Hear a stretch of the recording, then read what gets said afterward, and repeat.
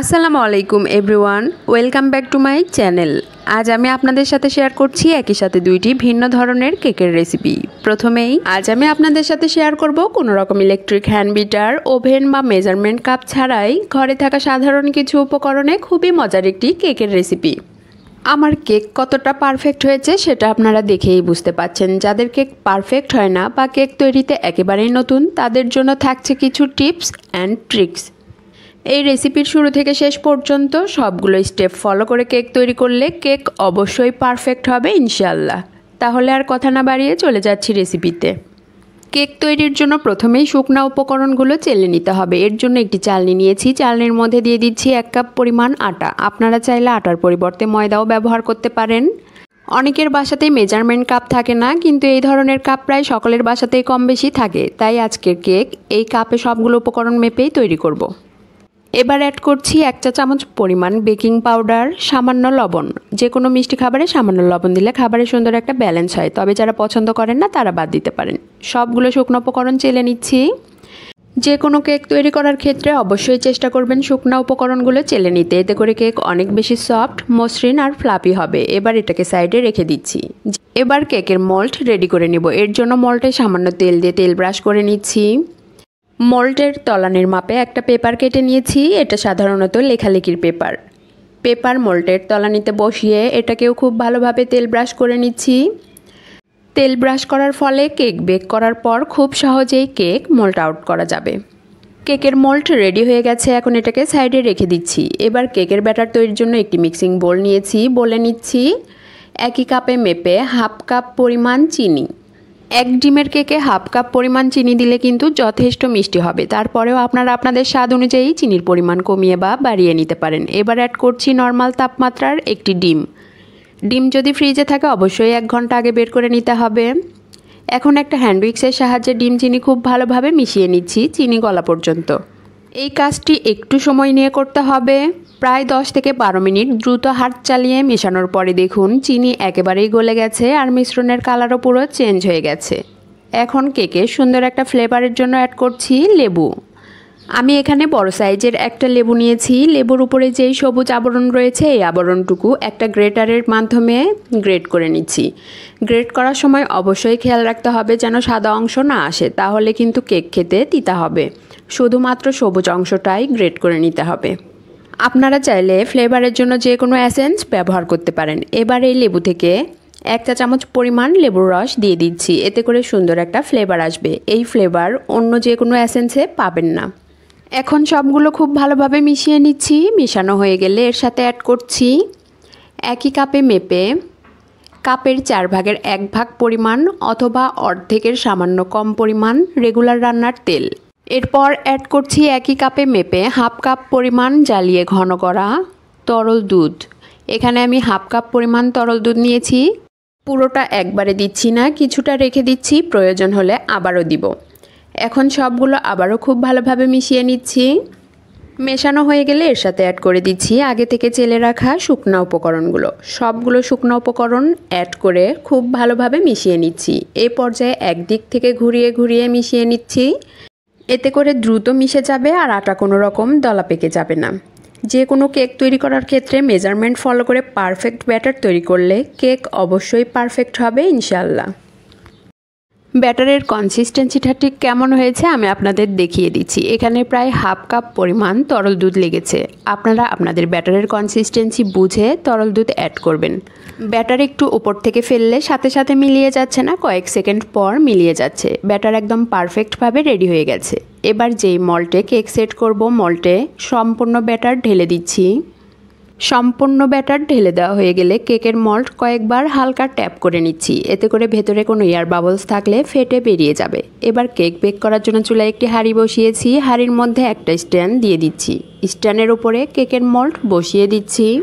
এবার একটা ঢাকনা দিয়ে ঢেকে প্রথম 5 মিনিট মিডিয়াম হিটে, এরপর 40 মিনিট মিডিয়াম টু লোয়ের মাঝামাঝি হিটে বেক করে নিচ্ছি।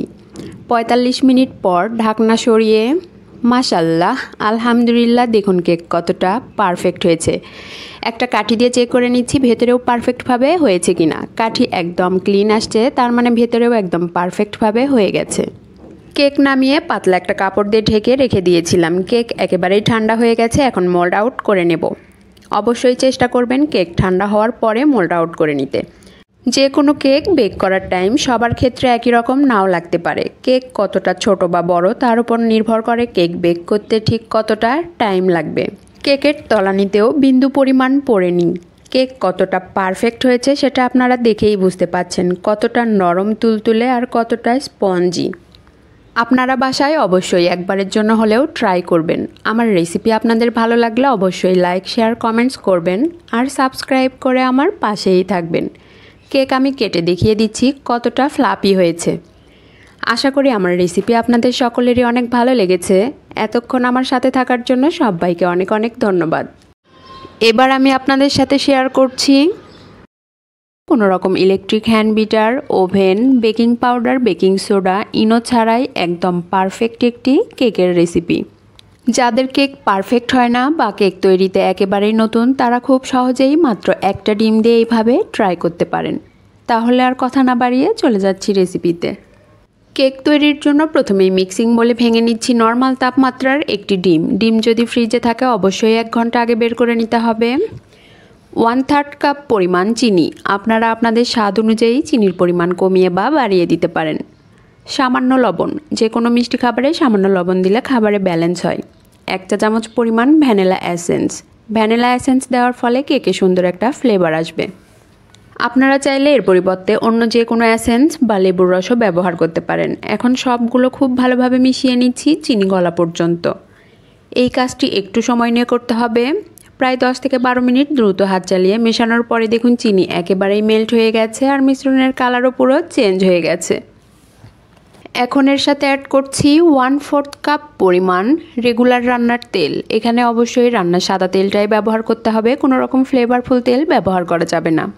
1/2 কাপ পরিমাণ জ্বালিয়ে ঘন করা কুসুম গরম তরল দুধ। দুধ একবারে পুরোটা অ্যাড করছি না, কিছুটা রেখে দিচ্ছি, প্রয়োজন হলে আবারও অ্যাড করব।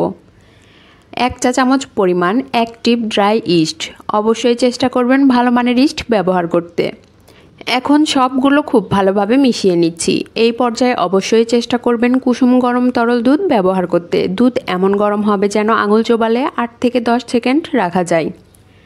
সবগুলো খুব ভালোভাবে মেশানো হয়ে গেছে। এখন এর সাথে শুকনো উপকরণগুলো অ্যাড করতে হবে। এর জন্য একটি চালনি নিয়েছি। চালনির মধ্যে দিচ্ছি 1 কাপ পরিমাণ আটা। আপনারা চাইলে আটার পরিবর্তে ময়দাও ব্যবহার করতে পারেন। 2 চা চামচ পরিমাণ গুঁড়া দুধ। গুঁড়া দুধ একেবারেই অপশনাল, হাতের কাছে থাকলে দিবেন, না থাকলে বাদ দিতে পারেন। তবে গুঁড়া দুধ অ্যাড করলে কেকের স্বাদ অনেক গুণ বেড়ে যায়। এবার সবগুলো খুব ভালোভাবে চেলে নিচ্ছি।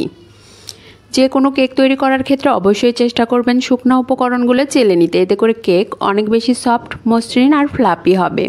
এখন সবগুলো আবারও খুব ভালোভাবে মিশিয়ে নিচ্ছি।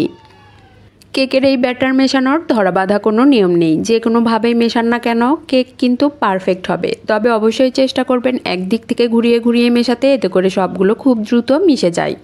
সবগুলো মেশানোর পরে দেখুন ব্যাটার অনেকটাই ঘন মনে হচ্ছে।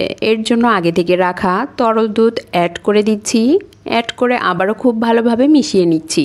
যে কোনো কেক তৈরি করার ক্ষেত্রে অবশ্যই চেষ্টা করবেন মেজারমেন্ট ফলো করে পারফেক্ট ব্যাটার তৈরি করতে।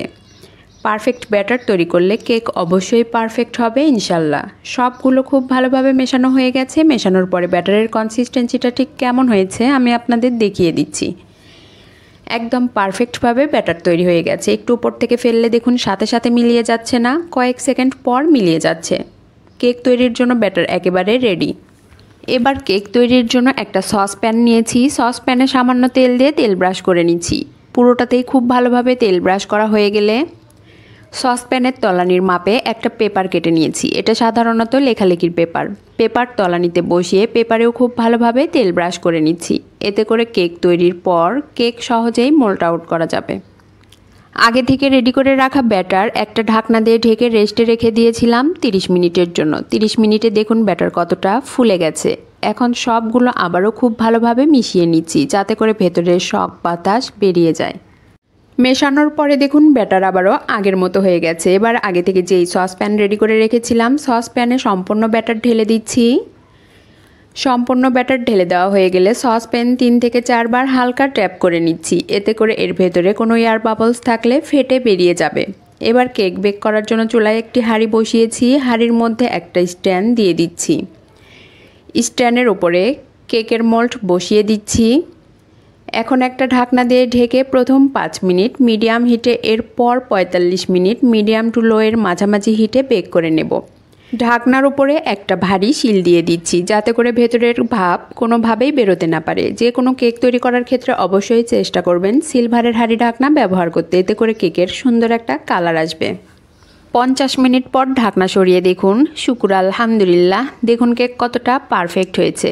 এবার একটা কাঠি দিয়ে চেক করে নিচ্ছি ভেতরেও পারফেক্টভাবে হয়েছে কিনা। কাঠি একদম ক্লিন আসছে, তার মানে ভেতরেও একদম পারফেক্টভাবে হয়ে গেছে। কেক একেবারেই ঠান্ডা হয়ে গেছে, এখন মোল্ড আউট করে নিচ্ছি। যে কোনো কেক বেক করার টাইম সবার ক্ষেত্রে একই রকম নাও লাগতে পারে। কেক কতটা ছোট বা বড় তার উপর নির্ভর করে কেক বেক করতে ঠিক কতটা টাইম লাগবে। আমার রেসিপি আপনাদের ভালো লাগলে অবশ্যই লাইক, শেয়ার, কমেন্টস করবেন আর সাবস্ক্রাইব করে আমার পাশেই থাকবেন। কেক কেটে দেখিয়ে দিচ্ছি কতটা নরম তুলতুলে আর স্পঞ্জি হয়েছে। আপনারা বাসায় অবশ্যই একবারের জন্য হলেও ট্রাই করবেন। আশা করি আমার রেসিপি আপনাদের সকলেরই অনেক ভালো লেগেছে। এতক্ষণ আমার সাথে থাকার জন্য সবাইকে অনেক অনেক ধন্যবাদ। আসসালামু আলাইকুম, আল্লাহ হাফেজ।